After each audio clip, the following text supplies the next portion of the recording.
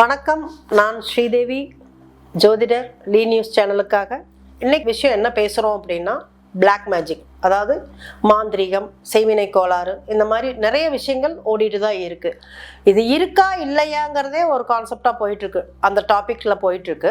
But இருக்குங்கிற விஷயத்தில் நான் பேசுகிறேன். என்னோட அனுபவத்தில் எங்கிட்ட வந்த கிளையண்ட்ஸு நடந்த விஷயங்களை வச்சு நான் உங்களுக்கு சில விஷயங்கள் நான் உங்ககிட்ட ஷேர் பண்ணணும்னு நினைக்கிறேன். வசியம் அப்படிங்கிறது என்னென்ன மாதிரி பண்ணலாம் அப்படிங்கிறத பற்றி இது பேசுவோம். இதில் சயின்டிஃபிக்காக இருக்கா இல்லையான்னு ஒரு கொஸ்டின் வரும்போது, இந்த நோக்கு வர்மம், அந்த மாதிரி பார்த்துட்டு அவங்கள வசியப்படுத்தி சில விஷயங்கள் செய்ய வைக்கிறது, இதெல்லாம் உண்மையாகவே இருக்குது. ஸோ அப்போ நம்ம இது இருக்குன்னு தான் நம்ம நம்புகிறோம். ஓகேங்களா? இப்போ இன்னைக்கு இந்த டாப்பிக்கில் வசியம் பண்ணுறதுக்காக வயிற்றுல மருந்து கொடுக்கறது அப்படிங்கிற ஒரு கான்செப்டை பற்றி பேச போகிறோம். இது முடியுமா? இது இருக்கா? இது எப்படி பண்ணலாம்? இது இப்படி நடந்தால் நம்ம உலகத்தில் இருக்கவங்க எல்லாத்துலேயுமே வசியம் பண்ணிடலாமே அப்படின்னு யோசிப்பீங்க. கிடையாது. எல்லாத்துக்குமே அது அக்செப்ட் ஆகாது. ஒரு விஷயம், சில ராசிகளுக்கு அந்தந்த திசா புத்தி நடக்கும்போது தான் இது வேலை செய்யும். அந்த டைமில் அவங்க பண்ணனா அது வேலை செய்யும். இல்லை, இதை நம்ம ஒன்று வச்சு யோசிச்சுட்டு இருக்கோம், இவங்க நம்ம பண்ணுறோம், இவ்வளோ பெரிய இடத்துல இருக்காங்க, இவங்களை நம்மளை அடிக்கலாம், இதை பண்ணி அடிக்க முடியுமில்ல, நம்ம செலவு பண்ணி அடிக்கலாம், அந்த மாதிரியெல்லாம் கிடையாது. ஜஸ்ட் யாருனால யாருக்கு எப்போ முடியுங்கிறது ஒரு விஷயம் இருக்குது. அதன்படி போனாங்கன்னா நடக்கும். இது நல்லதா கெட்டதா அப்படின்னு பார்த்தோம்னா, கண்டிப்பாக நல்ல விஷயத்துக்கு பண்ணால் நல்லது தான். பட் இப்போ பண்ணுற விஷயங்கள் நிறைய பார்த்தீங்கன்னா அப்நார்மல் ரிலேஷன்ஷிப்பில் தான் இது அதிகமாக போயிட்டுருக்குங்க. ஏன் நம்ம இன்னொரு குடும்பத்தில் இருக்க ஒருத்தங்களை நம்ம வசியப்படுத்தி வச்சு அந்த குடும்பத்தோட வாழ்க்கையும் கெடுத்துட்டு நம்மளோட இந்த பக்கம் இருக்க குடும்பத்தோட வாழ்க்கையும் கெடுத்துக்கிறாங்க. ஸோ இதை நான் ஆதரிக்கிறதே கிடையாதுங்க. ஆனால் எனக்குன்னு யாராவது இந்த மாதிரி ஒரு பிரச்சனைன்னு வந்தாங்கன்னா கண்டிப்பாக நான் அவங்களுக்கு நிறைய ஹெல்ப் பண்ணியிருக்கேன். நிறைய பேர் அவங்க குடும்பத்தோடு சேர்ந்து சந்தோஷமாக இருக்காங்க. அதுதான் நம்மளுக்கு தேவை இன்னைக்கு. ஓகேங்களா? இன்னைக்கு அந்த மருந்து வச்சிருக்கா அப்படின்னு எப்படி தெரிஞ்சுக்கலான்னா, வயிற்று வலி இருக்குங்க. பட் என்ன நீங்கள் மெடிக்கலாக போய் பார்த்தாலும் அதை கண்டுபிடிக்க முடியாது. அதில் நம்ம மெடிசன் சாப்பிட்டாவோ இல்லை ஸ்கேன் பண்ணி பார்த்தாவோ அதில் தெரியாதுங்க. பட் அவங்களுக்கு அந்த வயிற்று வலி இருந்துக்கிட்டே இருக்கும். அது அவங்கள ஒரு டிஸ்டர்பன்ஸில் கொடுத்துக்கிட்டே இருக்கும். அந்த வயிற்று வலி எப்போ வரும்னா, அது ஒரு எக்ஸ்டெண்ட் பீரியட் ஆனதுக்கப்புறம் தான் அதில் வயிற்று வலி வருங்க.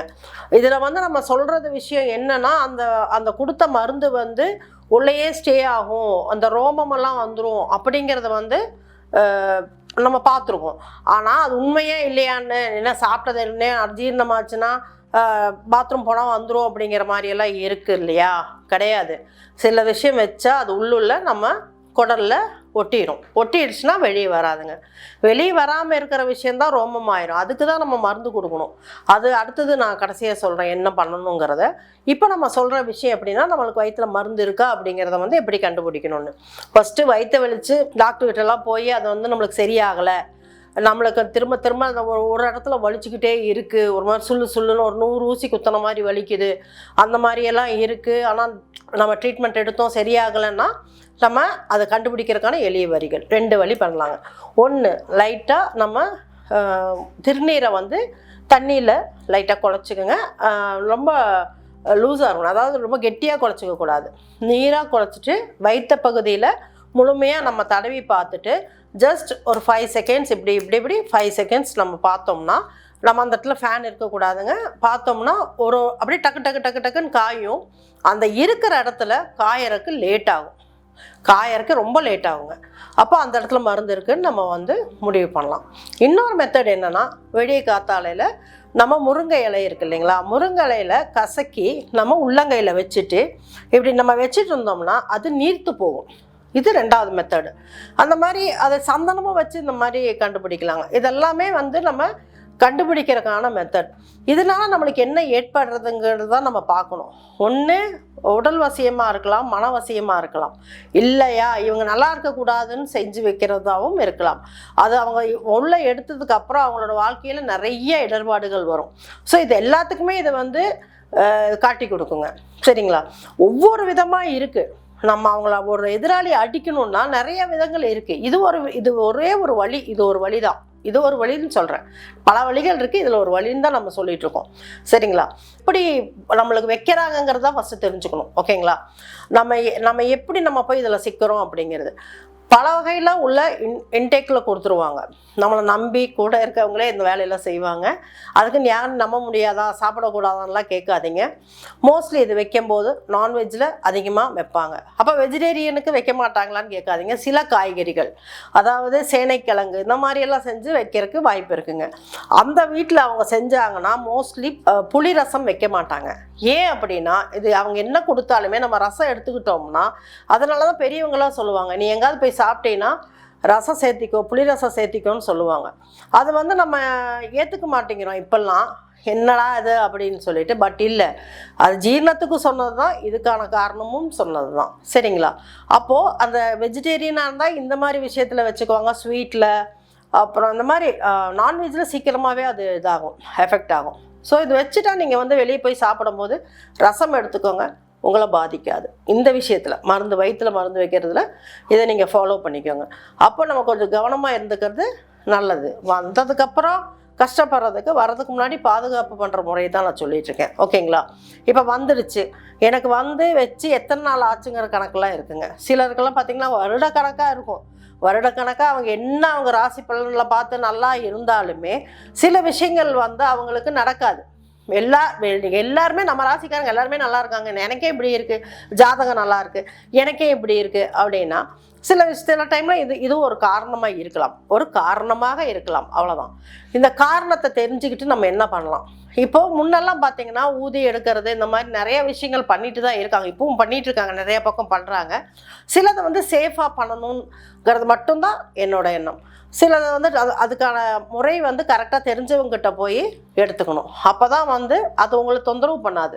ஏன்னா நம்ம வந்து வாய் வச்சு வாய் எடுக்கிறாங்க, அது க்ளீன்னஸாக இல்லாமல் இருந்ததுன்னா அது வந்து உடம்பை பாதிக்கும். ஸோ அது வந்து குழாய் மூலியமாக எடுப்பது அப்படிங்கிறது ஒரு மெத்தட் இருக்குது. பட் அதில் நான் வந்து போகிறது இல்லைங்க. நம்ம இன்டேக்கில் கொடுத்து அதை வெளியேற்றிடுறோம், அவ்வளோதான். மலம் மூலியமாக வெளியேற்றிடுறோம். அதுக்கப்புறம் அவங்களுக்கு வந்து சில இதெல்லாம் சாப்பிடக்கூடாது அப்படிங்கிறத வந்து கொஞ்சம் ஒரு 2-3 நாளைக்கு அவங்க என்னென்ன ஃபாலோ பண்ணணுங்கிறத சொல்கிறோம், கிளியர் ஆயிரும். நான் இன்றைக்கி எனக்கு வெளியே வந்துருச்சுப்பா, நான் சரியாயிருவேனா? இல்லை, அதோட பாதிப்பு தொடர்ந்து ஒரு 30 நாள், இல்லை சிலது வந்து 48 நாள், இல்லாட்டி 90 நாள், அந்த மாதிரியெல்லாம் இருக்கும். அதெல்லாம் முடிஞ்சதுக்கு அப்புறம் தான் அவங்களோட ஃபேஸ்லேயே ஒரு சேஞ்ச் தெரியும். அவங்க ஃபேஸே கருப்பாக, அது ஒரு மாதிரி பொலிவிழந்து இருக்கும். அந்த மாதிரி டைம்லலாம் நல்ல ஒரு சேஞ்ச் தெரியும். இன்றைக்கி நம்ம பேசின டாபிக் வந்து பார்த்திங்கன்னா, அந்த வந்து வயிற்றில் மருந்து இருக்கிறது அப்படிங்கிறது நம்ம பற்றி பேசணும். இது எதில் தயாரிக்கிறாங்கங்கிறது இருக்குது. ஓகேங்களா? தயாரிக்கிறது வந்து வெறும் திருநீரில் மந்திரிச்சு போடுறவங்களும் இருக்கிறாங்க. சரிங்களா? சில விஷயமெல்லாம் இருக்குது, அதெல்லாம் அப்படியெல்லாம் பண்ணுவாங்களா அப்படிங்கிற மாதிரி எல்லாமே நம்ம யோசிப்போம். ஒவ்வொரு விஷயமும் இருக்குங்க. பல காலத்துலலாம் நிறைய சொல்லியிருக்காங்க, வேறு விதை இந்த மாதிரி சில விஷயங்கள் கலந்து விட்ருவாங்க. ஸோ இதெல்லாம் எடுக்கணும் அப்படின்னா அதை எடுத்துட்டா அது கொஞ்சம் நிம்மதியாக நம்ம லைஃப்பை லீட் பண்ணலாம். இதுன்னா இந்த மாதிரி சொல்லி பயப்படுத்துகிறாங்க அப்படின்னு நீங்கள் நினைக்கலாம். இது இருக்கான்னு கூட இந்த நூற்றாண்டில் இதெல்லாம் இருக்கா அப்படின்னு நீங்கள் நினைக்கலாம். கண்டிப்பாக இருக்குது. நிறைய கிளைண்ட்ஸை நான் பார்த்துருக்கேங்க. என்னோட கிளைண்ட்ஸுக்கு நான் கொடுத்து நிறைய பேர் நல்லா இருக்காங்க. ஹஸ்பண்ட் அண்ட் ஒய்ஃபாக ரொம்ப சந்தோஷமாக இருக்கவங்க இருக்காங்க. நான் வைக்கிற வேலையை நம்ம பார்க்குறது இல்லைங்க, எடுக்கிற வேலையை மட்டும்தான் பார்க்குறோம். நம்ம அந்த வேலையை செஞ்சோம்னா கரெக்டாக செய்யணுங்கிறதுல வந்து நான் வந்து கான்ஃபிடெண்ட்டாக இருப்பேங்க. நல்லா இருக்கணும்னா எதை வேணால் செய்யலாம், 4 பேர் நல்லா இருக்கணும்னா எதை செஞ்சாலும் தப்பு இல்லை அப்படிங்கிறது தான் இந்த கான்செப்டில் போகுது. பட் அது நல்லா இல்லை அப்படிங்கும்போது அது கெடுதல் நடக்குதுன்னா அந்த விஷயம் நம்ம யாருமே செய்யக்கூடாதுங்க. திருப்பி பாதிக்கும். அதை நம்ம மருந்து எடுத்தோம்னா வச்சவங்கள டக்குன்னு எடுத்து பாதிக்குங்க. அதனால் அந்த விஷயத்தை மட்டும் நீங்கள் எப்பவுமே செய்யாதீங்க. நம்ம அன்பில் யாரைனாலும் வீழ்த்தலாம், வசியத்தினால் அல்ல. இனி அடுத்த முறை வந்து உங்ககிட்ட வந்து வேறு சில விஷயங்கள், இதே வந்து செய்வினையிலேயே வந்து பல விஷயங்கள் இருக்குது. இன்றைக்கி வச்சுருக்கிறது மருந்து விஷயம் பேசியிருக்கேன். அடுத்த தொகுப்பில் வந்து நான் வேறு விஷயமும், வேறு என்ன விஷயமா பண்ணுவாங்க, ஏவி விடுறது, வேறு எந்தெந்த முகையில் அவங்க வசியம் பண்ணுவாங்க, இதெல்லாம் செய்வினை பண்ண முடியுமா, மாந்திரிகம் பண்ண முடியுமா, இதெல்லாம் உண்மையா அப்படிங்கிற விஷயத்தை பற்றியும் அடுத்த தொகுப்பில் பேசுகிறேங்க. நன்றி, வணக்கம்.